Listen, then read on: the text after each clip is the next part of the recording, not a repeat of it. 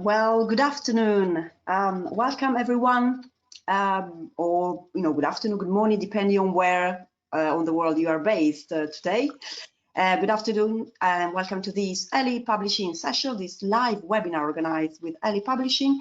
And this is, by the way, our last live webinar for this season, but don't worry because we will be organizing other video lessons and other material, other resources for you.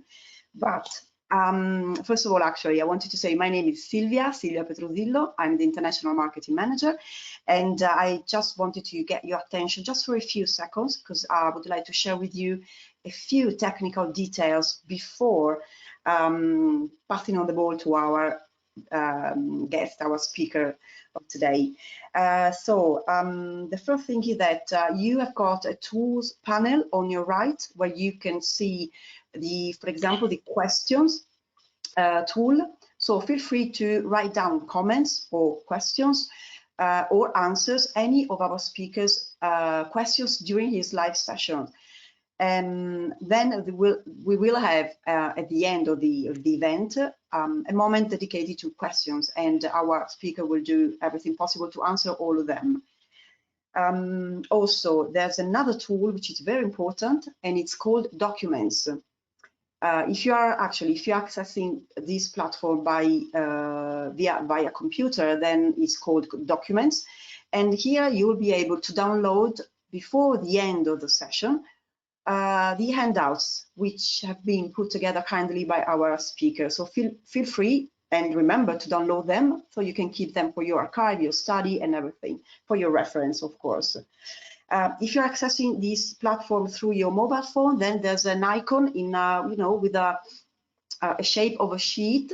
Just press on it and you will be able to download the handouts. Then, I know this is very important for you, you will be all receiving a certificate in a PDF format by tomorrow afternoon about this time. You will receive an email and you'll be able to download it. And last but not least, this event will be recorded. So for any of your colleagues or your friends who couldn't make it for this afternoon, we will be uploading the video in a few days, weeks, on our Ellie YouTube channel, which is called Ellie Multimedia. So I think I've said everything. Just remember to follow us on Facebook and visit our website, ellieonline.com, to find out further information about our material and our local sales network.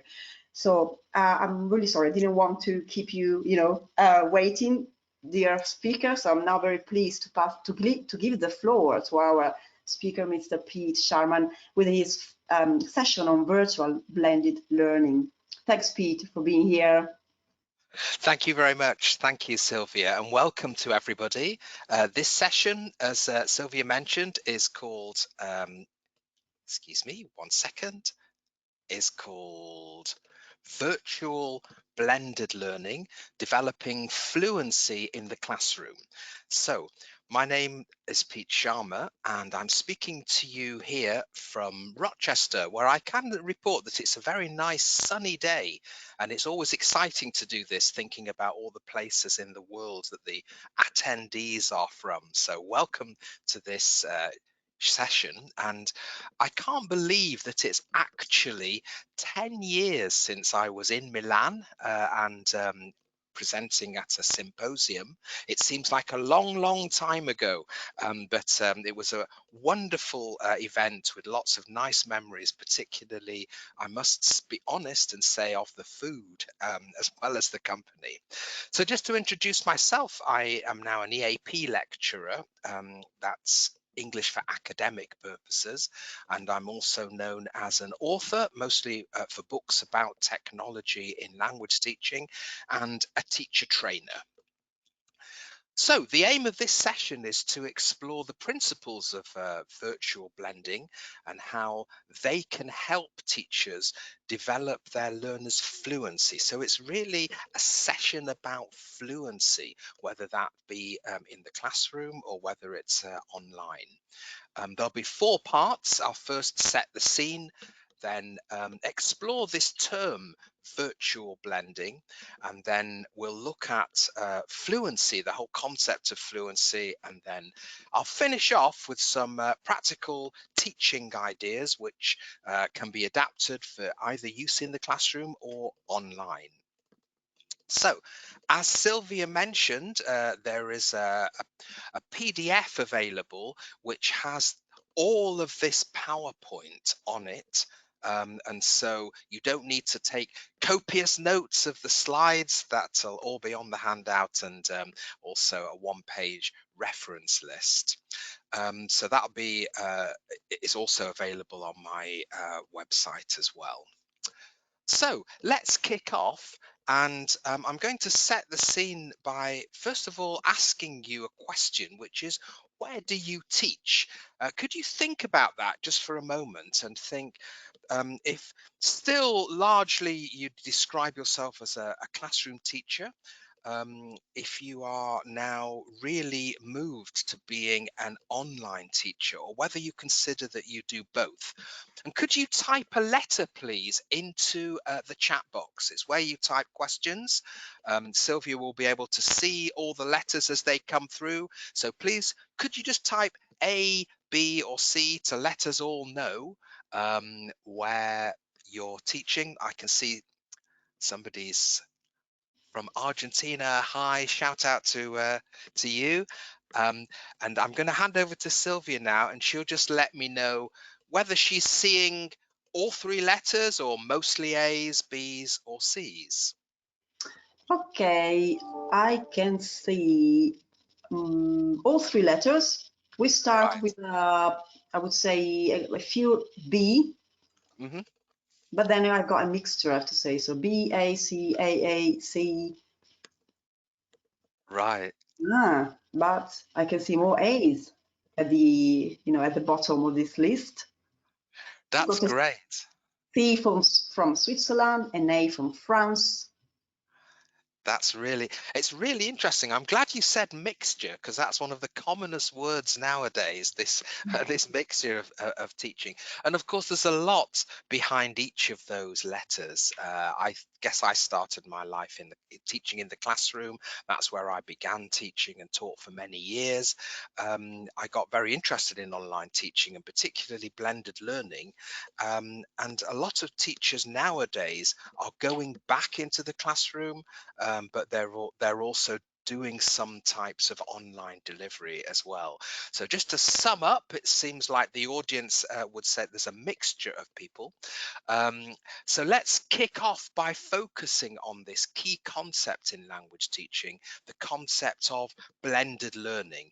And even though there are many definitions, certainly the most common definition involves working in a classroom with your students in the same time, same place, mainly doing face-to-face, but combining that in some way with online delivery. So hybrid describes that midway point where your course is exactly 50-50.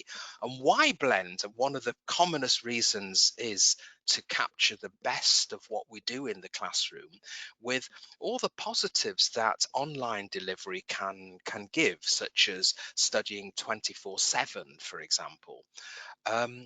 It's not an easy thing to get right. There are many books written on blended learning, and I would suggest that there are 4 critical factors in getting a blended learning course right. They're on the screen: they're integration, appropriacy, attitude, and training. And I'm going to unpack those key factors now. But I'd probably add to that good technology nowadays, so that it's robust enough so it doesn't crash, such as in the early days of using technology in teaching. So let's begin with appropriacy. If you have a look at this diagram, you can see exactly where I started teaching, in the green square, same time, same place. And that was a situation where we didn't really do very much outside of the classroom. I gave homework and my students usually didn't do it, so they came back to the classroom a week later in Spain, which is where I started teaching, and perhaps they hadn't done very much at all. Nowadays, with learning management systems and online teaching, there are many more ways of delivering courses. And probably if you wanted to develop fluency, you'll probably begin in the classroom and say that's the best place. But it's worth thinking that if you wanted to develop deeper thinking, critical thinking, for example, you could do that by posting a question to your students in a forum, and then they think about the answer, add an element of time, and then reply, and then maybe change their answer depending on the other contributions. So it's quite an interesting picture, but appropriacy. So what you're doing in the classroom is appropriate for the classroom, and what students are doing online is appropriate for that particular mode. The second is integration. So everything that you're doing in the classroom somehow links to the work that the students are doing in their free time or in their study time. And that links back to what work you continue in the classroom. So the two parts of your blended learning course are integrated well. The third factor was attitude, and you can imagine that there's a lot of knowledge available. Just go to the internet to find out what a new tool is. But building up the skills you need is different. You need to do that in a practical way. And interestingly enough, it's been said that your teaching beliefs, your attitudes, which are perhaps more hidden below the surface, they are really responsible for how you develop and how you teach. In other words, whether you believe in blended learning and whether your students believe in it is also a key factor. And last of all, training. That teachers and students need training in the various technologies. So that was blended learning in a nutshell, and everybody knows what happened in 2021, the terrible things that have happened in education due to the pandemic, and the really swift transition for many teachers from working inside the classroom to being forced on Monday morning to actually move everything online. This is sometimes being called ERT, or emergency remote teaching, and that's to distinguish it between the online teaching that's gone on for many, many years, which has a complete body of theory, of research, and people who actually get their knowledge and skills from online courses. So I think when it happened to me and I suddenly was doing a lot more online, it's a good moment just to sit down and make a list of all the things that we do in classrooms and all the things that we do online that are somehow different. You have to know about netiquette, for instance. I'm wearing a headset now, working on your webcam and all those technicalities. When I'm in the classroom, I'm quite famous for moving the furniture around a lot to change the classroom to represent how I want the discussion to take place. But it's good to see that there's a lot of things in the middle there which are applicable to both classroom and online. And there's a lot of things in the middle which are sort of the same, but you do them differently. So taking fluency, of course, we're always putting our students in pairs and having small group work. If you do it online, you need to know how to set up breakout rooms, and you can do some of the same things, but they're different. And things such as seeing people's facial expressions and gesture, they're all slightly different in an online capacity. So we're looking nowadays at those live lessons, a little bit like the webinar that's you're participating in now. So it's synchronous live teaching that goes on any number of platforms. For me, it's Zoom, and also I've got to learn Microsoft Teams as well. And then the delivery that comes in an asynchronous way. So your students always have access to a learning platform for their materials, and they can work on their own, but in different ways from what's happening inside the classroom. A very, very interesting new development, of course, is hybrid. There's not much time to go into this, but I'll leave you there with a definition. I'll give you a second to read that.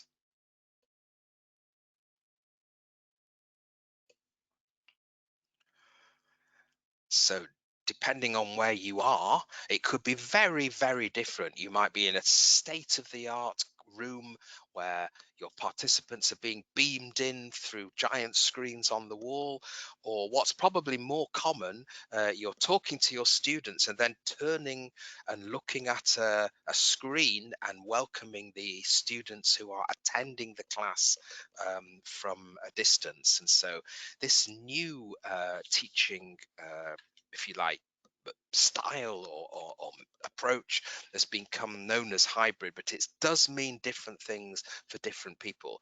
But it's a very interesting and quite a scary development, I think. Okay, so far what I've been doing is just giving you the background, mentioning blended learning itself, online delivery, and then new things such as hybrid learning. So let's go into exactly what we mean by virtual blending. So virtual blending very much is online. You've probably got a learning management system, and some of the time you are teaching synchronous classes, live lessons, and some of the time your learners are studying outside the class and doing work which is linked to the lesson, so asynchronously. Again, an absolute massive range of situations. I mean, on the left is a picture of what my synchronous live delivery looks like at a British university with all my students there, which is lovely. Another course I delivered, I couldn't see anybody. All that happened was that I could see a circle for every student with that person's initials, and it was really difficult to actually teach for me, given I believe teaching has a lot to do with eye contact and those kinds of skills. So it could mean quite different things to different people. But the key thing I wanted to mention in this webinar really is that there are a lot of benefits of considering what virtual blended learning is. And those benefits are flexibility in course delivery, differentiation of your students, personalization, students having choice, and students being autonomous. And I'll just mention those briefly now in this second part of the talk.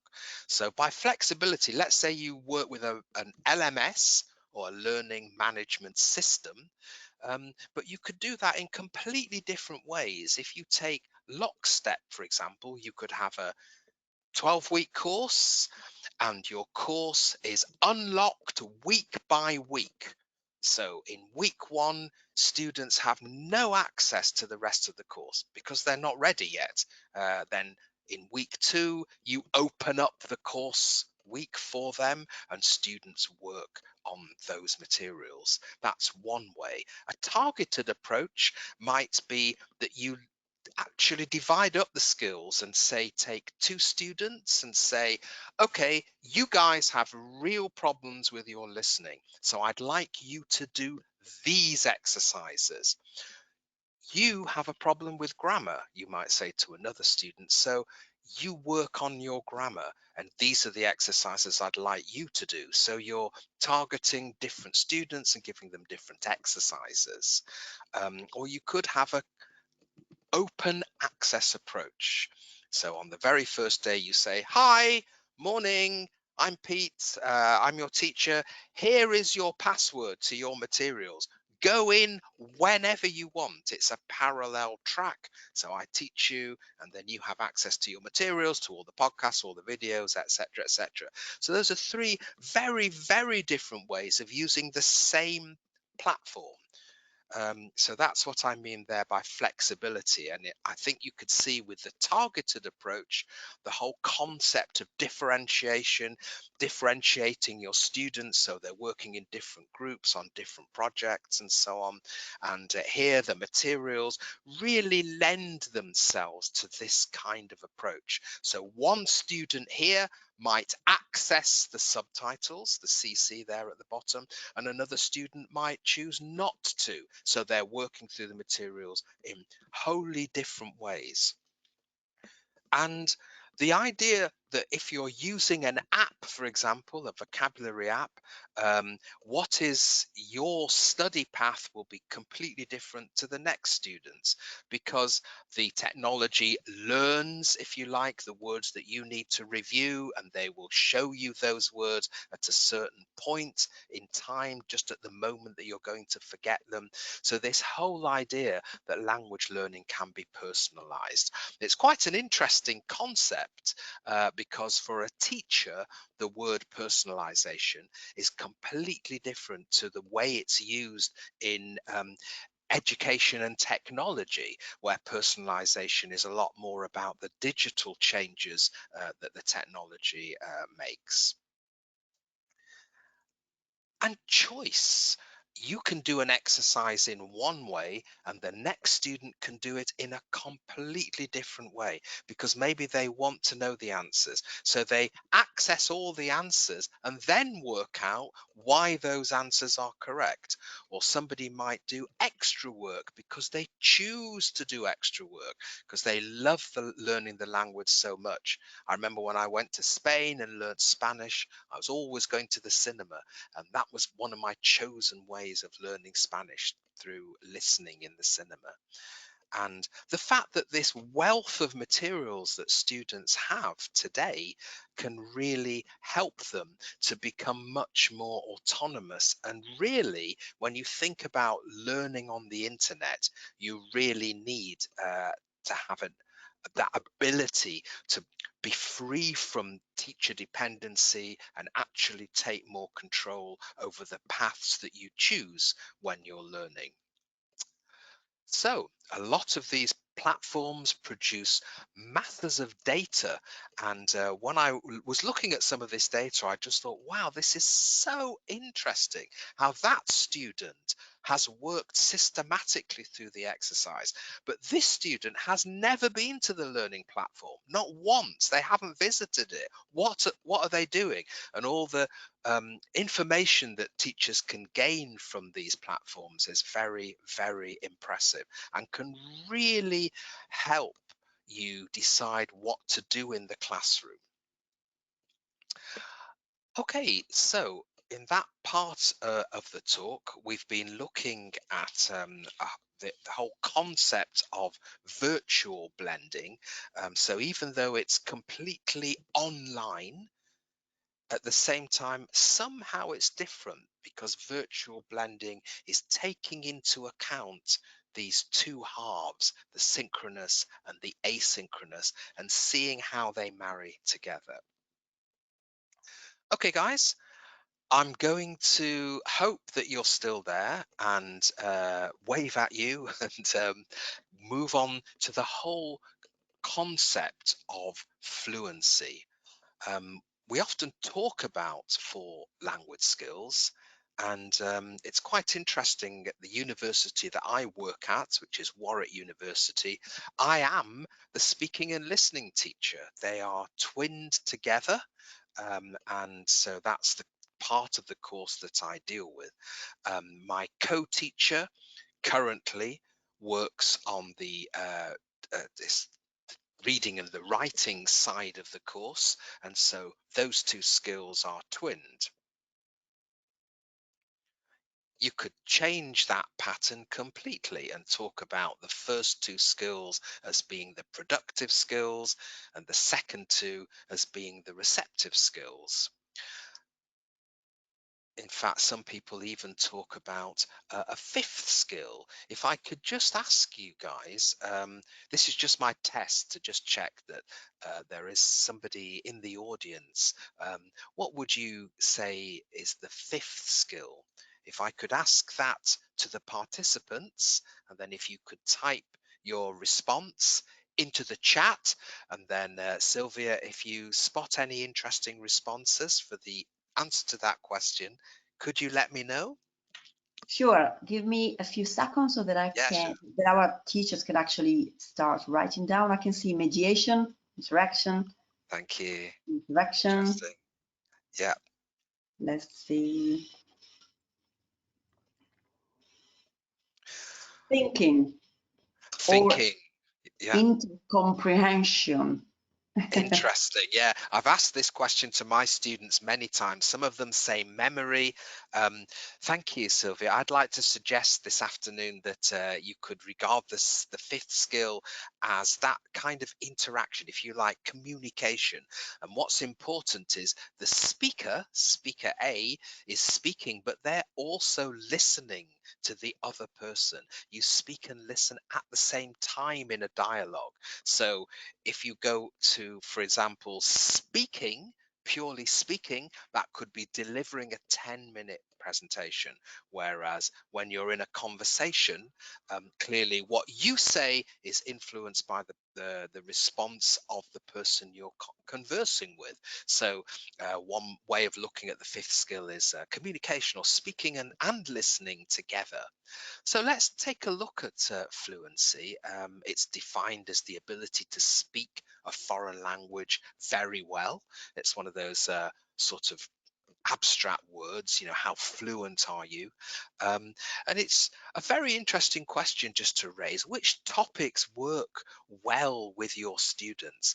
And I'd just like to say that I think it's you, the teacher, who decides that. It's very, very personal and a very difficult question to answer. The more interesting the topic, the more controversial, the more lively the argument, and so on. But of course, there are lots of problems if it becomes too lively. And you're looking at somebody who has stood in the middle of somebody from Barcelona, somebody from Madrid, and actually had to physically stand up because the argument or the discussion was getting very, very hot. I think it was about football. So what you choose depends to a very large extent on the topic suggested in a course book, for example. Course books have been highly criticized by some people because they avoid some of the areas that are perhaps most interesting: politics, alcohol, religion, sex, narcotics, isms, and pork. The very famous parsnip acronym there. These are things that aren't normally in course books, and you might have your own boundaries. I absolutely do. I actually say I don't want my students to talk about these topics. For me, it's sex, religion, and politics. But it's quite interesting one day when I gave my students a choice. What would you like to talk about? We're not going to talk about it, but you're going to vote. They can vote on their mobile phone, they can choose a number, and the topics the students suggested were incredible. They were usually highly political. One question was, does God exist? And I thought, goodness me, I would never, as a teacher, bring that topic into the classroom. But it was quite interesting what my students wanted to talk about.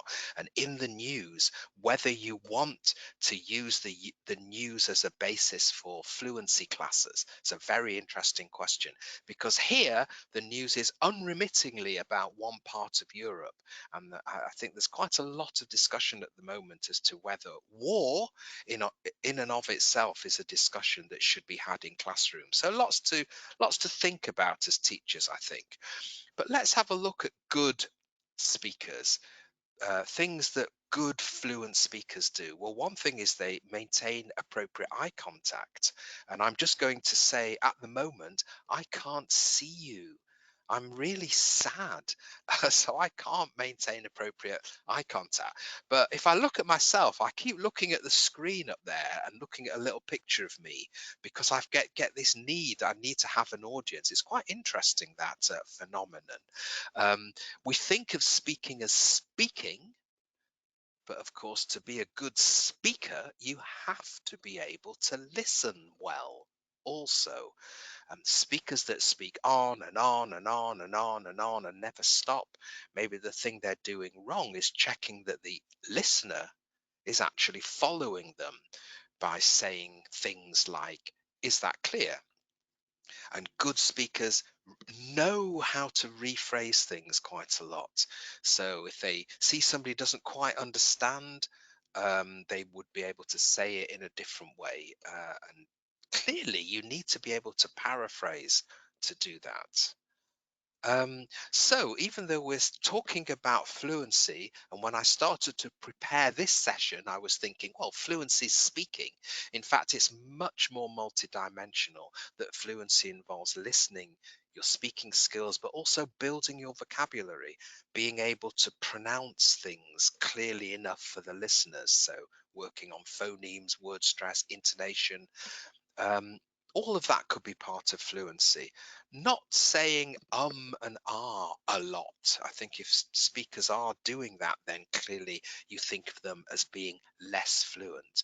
And also being able to not only speak fluently, but accurately. So even though we develop people in terms of building up their discussion skills in class, if the words they're using are incorrect, then pausing and focusing on accuracy has to also be part of a language course.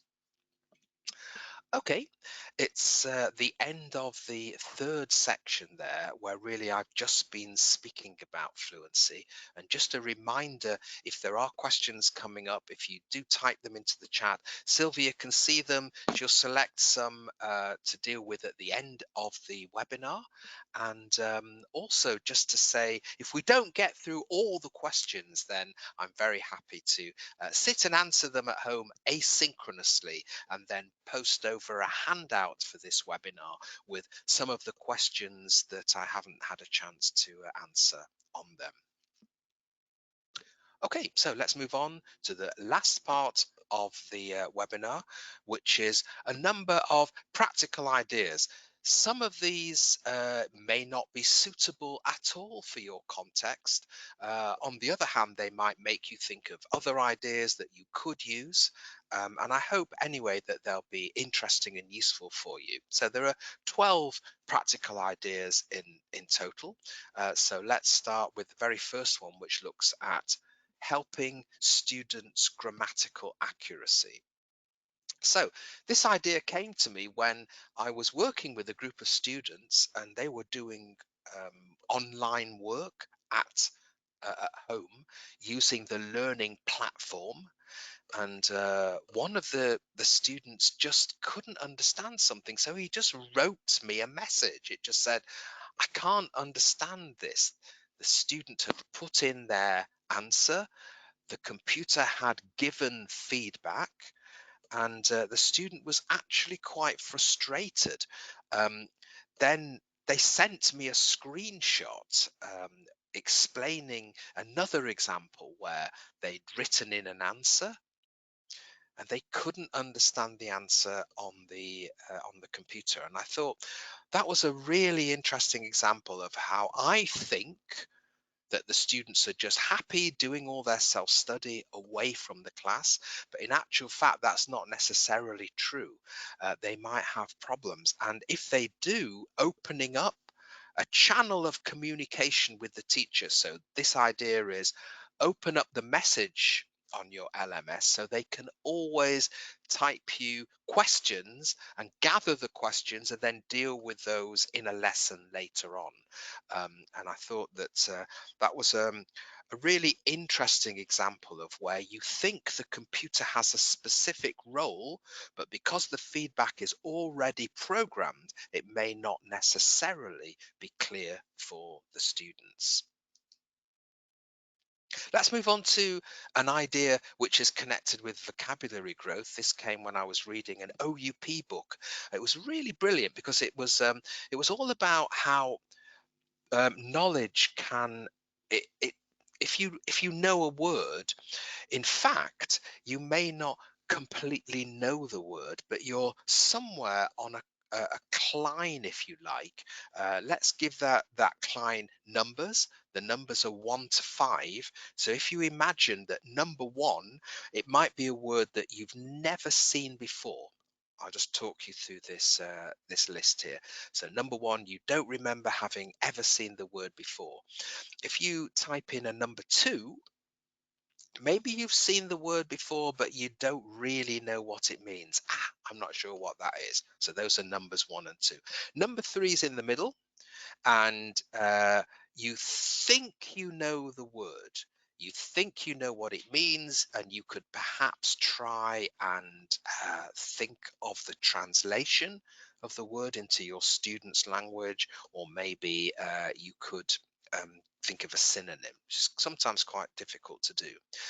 Number 4 means that you're really getting to know the word, and you believe that you could give a synonym or a translation. And number 5, you can actually use the word in a sentence, produce it accurately in a sentence. And there's if you like, this process that we often go through. So this is the basis for a nice activity. If you want to throw some students some words, if you're in the classroom, put them on cards and they can sit and sort them out in groups. Let's say words you know, words you don't know, and then the words in the middle which you think you know. Choose your number and then ask another student to help. Let me give you some words now, and could you just have a look at the words and think about your own number for some of these words? Would you give the number 1, 2, 3, 4, or 5? So my question to you guys is, do you know these words?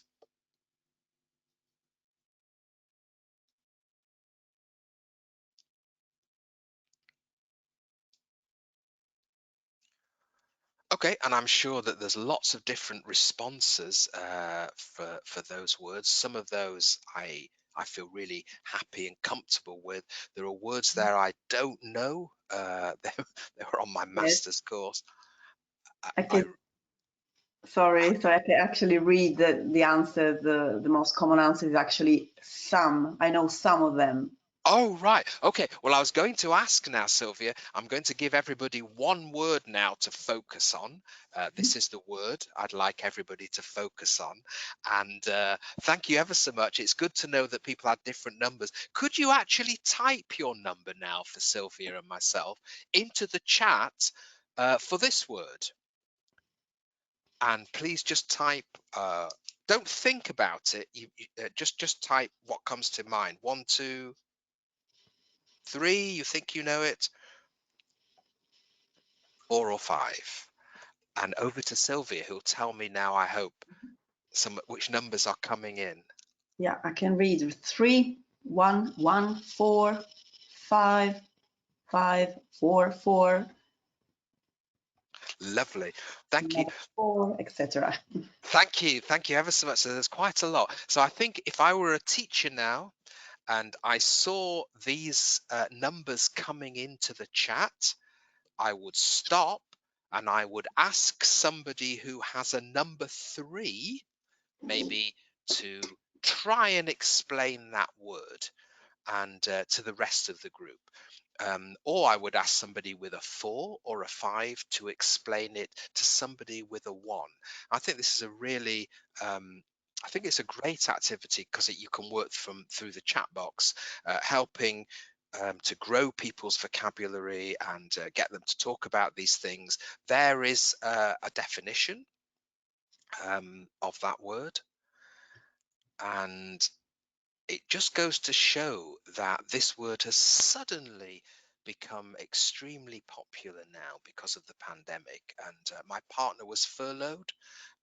She was furloughed for 8 months, and that meant that her company paid her salary, but she didn't have to go to work. She received 80% of the salary. What's interesting, there's so much interesting stuff in here that there's a difference in American English. There's a difference between this definition and how it's being used now today in the news today. So that was a vocabulary exercise. Let's move on now to activities to develop speaking which are based on listening to something.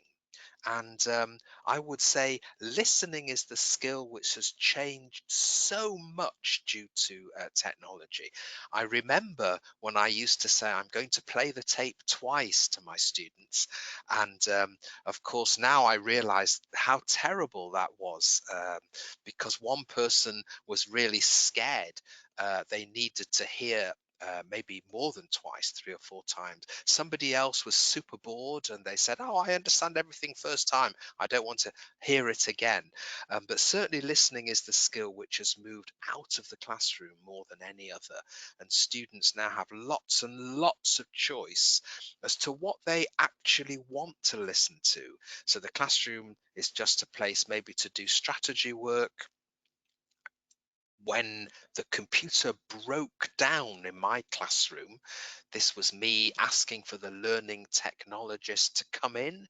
And I looked at my students and they were completely happy just listening to this exactly the same talk that I had on the screen on their smartphones. This is known as normalization. For the students, they just carry their mobile devices around. And so using the listening to start discussion is a very useful thing to do, particularly if you're flipping your classroom. So you're saying to your students, have the input before the class. So here you can work through the vocabulary in your own time. You can answer the discussion points. So when students come to the lesson, the very first thing you say is, okay, guys, we're going to have a discussion. And if anybody says, I haven't listened yet, then they haven't really understood the concept of the flipped classroom. So using the listening as the reason for speaking. And again, you can do, of course, exactly the same thing with text. So choosing a text for your students to read, I often choose something from a newspaper. This is a nice open worksheet that students can all receive before the lesson, so they can do the reading first, because people have got different reading times, different lengths of time that they process things. So that's all happened before the class, and then in the lesson you can concentrate on the discussion. So one idea obviously will be to give some students text A and some students text B that they read before the class. So the text A student's text is, the writing's probably quite small there, but what it says is, top 5 reasons why online learning is better than face-to-face. And text B, why traditional classroom learning is better than online courses. So just that nice moment where students have got different pieces of knowledge and they come together, and then they talk to each other, summarize their texts and have a discussion, and all the work has been done beforehand.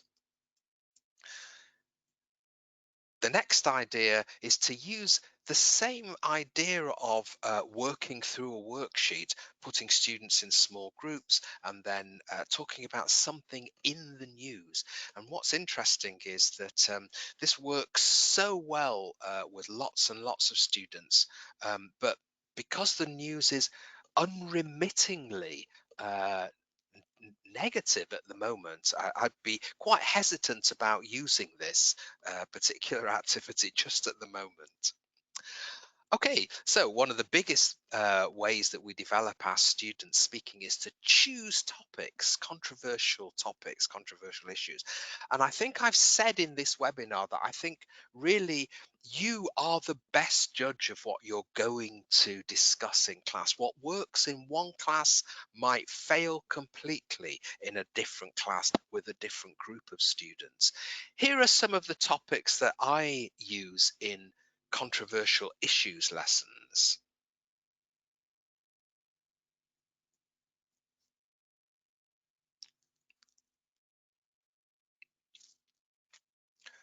And I'm sure that as you look at any one of those topics, you can see instantly how some people will agree and some people will disagree. In fact, if you want the actual figures on Brexit, they are beautifully balanced. There's 51% and 49%. VAR, video assisted refereeing. Just ask football fans what they think about it, and I'm sure that some people will agree, some people will disagree. Maradona, we love Maradona, but we also love to hate Maradona and his infamous hand of God. And all of these things are in and of themselves controversial. Moving on to personalization, you work with a lot of materials. I see that Mohammed there works with a platform called Ellie Digital Hub. But whenever you spot a topic that you think, wow, that's really meaningful for me or for whatever reason, you can personalize the lesson in the way that a robot can't.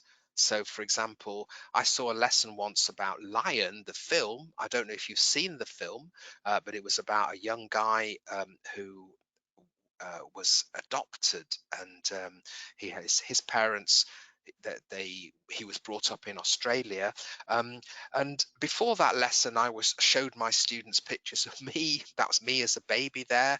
Those are my parents, because I was adopted as well. This happened to me, so it really was personal to me, and I just loved the whole of that story, and it made such a difference to that class, that element of personalization which you can do as a teacher. Another way of working with your students is to ask questions which they can vote on. So here's a tool to do that, Mentimeter. I'm sure many of you will be familiar with this tool. It's my favorite one, where you simply say, for example, have you seen the film Lion? Yes or no. If you have, just vote, type in yes, no, and then after that the results come in and you can see those results on screen as a graph, and that can be really, really motivating. You could take a vote at the beginning of a class, have your discussion, and at the end have another vote to see if students have changed their minds. So asking a question before the discussion lesson can be really helpful. AI, I mentioned before, artificial intelligence, it's a big development. I don't know if you guys have these things out where you are, Amazon Dot, Amazon Echo, when you start asking questions to Siri on your phone, or Cortana if you've got a computer and so on.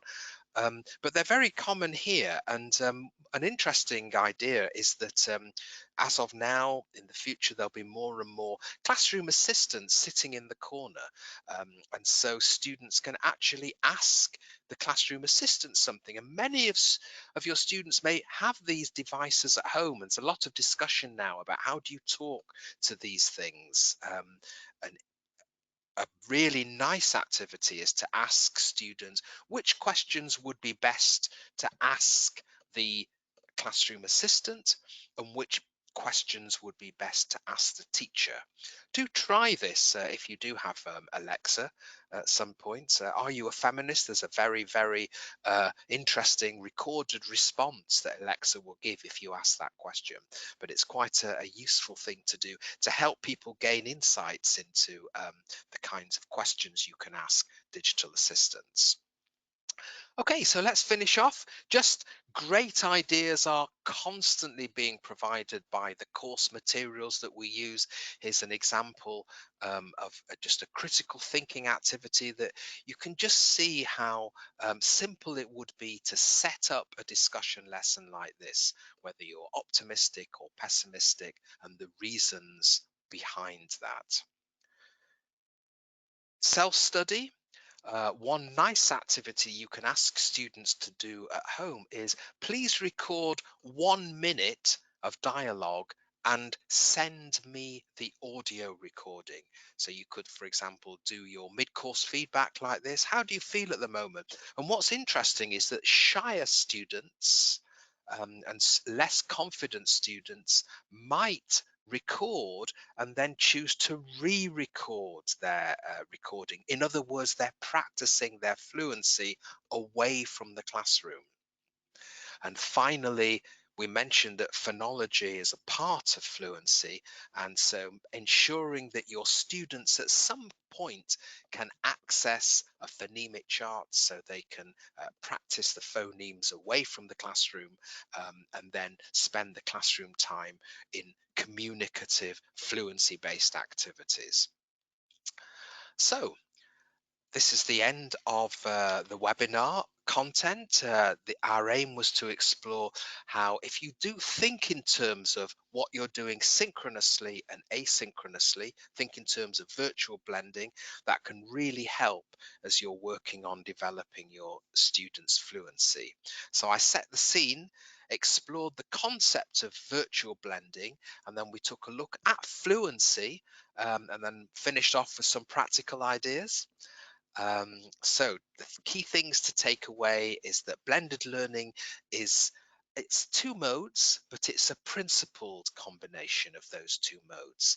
Thinking about virtual blending can definitely help you in online teaching particularly, and it's good to separate in your mind what the role of you the teacher is and the role of the technology, which will become more and more important with voice recognition and artificial intelligence. And that fluency as a concept is actually multidimensionally, but at the end of the day, it's you, the teacher, that is going to make the difference, I think, to that student's learning. It's always going to be the teacher, I'd like to believe, which is at the heart of learning. So thank you very, very much. Thank you to Ellie for this lovely invitation. I'm going to now hand over to Sylvia, and she's going to let me know if there are any questions that have come through during the webinar. Thank you, Pete. Really very, very interesting session. So let's wait for a few seconds until our, participants write down their questions. Sure. I can see lots of positive messages here. Oh, that's nice. Thank you, Pete. Many thanks. Very helpful, very useful. Okay. And here you go, a question. Actually, this is a question which refers to part 2. Mm-hmm. So how much flexibility is just enough to keep feedback appropriate and really scaffolding? I'm not sure whether you like to answer now or you refer to the second part. Right. Yeah. Could you just read this again, Sylvia, so I can just check? Yeah. How much flexibility is just enough to keep feedback appropriate and really scaffolding?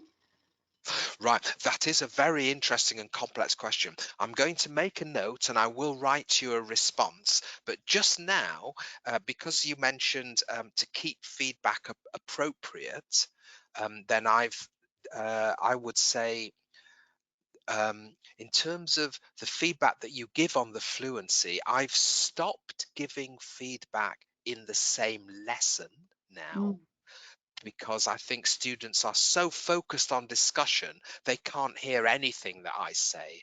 And so I make notes and then I give feedback after classes. And usually it's written feedback. And in terms of the volume, enough so that it's not overwhelming, but certainly to always remember for me to add something positive about the good things that they did.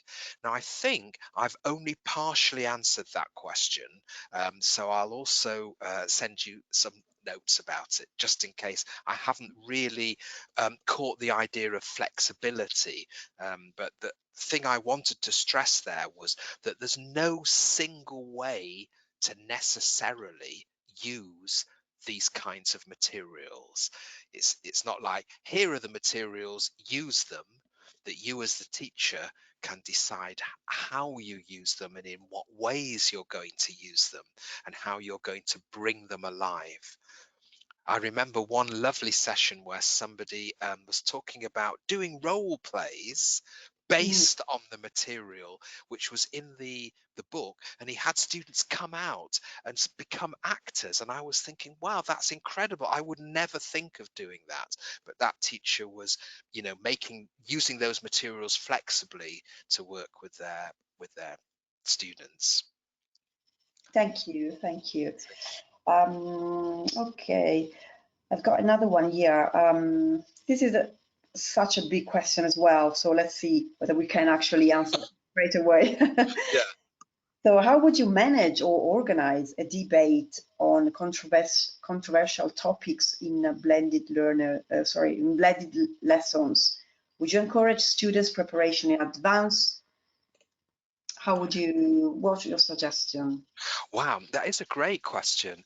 I think that I know how I would do it in the classroom, which is to put the students onto different tables and then to give them a set of questions, and then they mark their choice on a line, which is you know, like it's called a discussion scale. So one example would be, do you think films should be censored? So you have yes or no, and you put your cross there, and then they talk about their question around the table and gather up the information. So that's how I would do that lesson in the classroom. Now the question was about how I do it online, and I would completely agree. Why not use the time?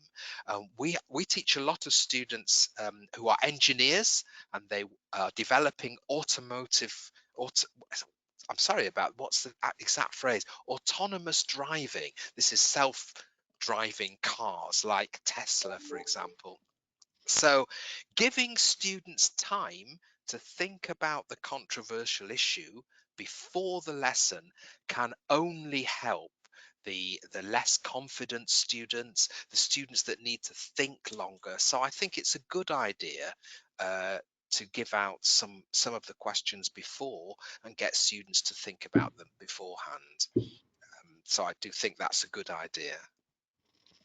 Okay, thank you, thank you. And I got a moment just for another last question. Yeah.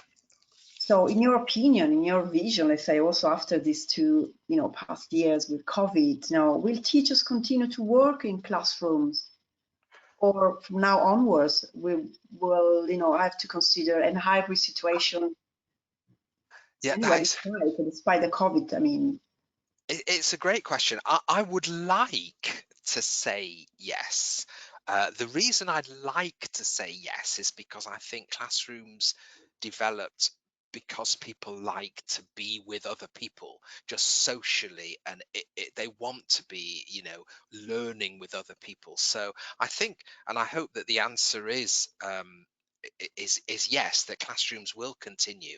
How they'll continue, I'm not at all sure. Maybe with people in face masks at the beginning, or but I do think that one thing is that online teaching now is really also going to continue, and probably teachers will be more like teacher C, who works in a classroom but also can transfer those skills online as well. So I do think classrooms will continue, and I think clearly, sorry, I just realized I could stop sharing my screen now for a second. So I do think that yeah, that classrooms and online will go on, hybrid will go on, and the technology will get better and better. And at the last conference I saw an amazing Zoom platform, which is so, I mean, it was just great. You could just say, let's look at what the teacher's writing on the board, and it went to the board. Then it came out and it said, what do the online people think? Let's go and see them. And it went to the people that were following the lesson online. So the technology is going to get better and better for hybrid. So very, very important. So you mentioned that was the last question. So I'll just move to my final slide, if that's okay. Yeah. Whoops, sorry, Sylvie. I need to, yeah, No problem. just to say that might just be Thank you. a nice slide to finish on, because you've got some of the website addresses there, and they are also on the handout. So thank you again, Sylvia, for the invitation into Ellie Publishing, and a big thank you to everybody who attended as well today. Thank you for giving up your time. I really hope you find it useful and enjoyable, and good luck in your fluency classes. Thank you. Thank you. Thank you, Pete, and thank you to all our participants, and thanks for being so passionate about this topic, Pete. It's really encouraging. So thank you, everyone. Great. Thank you.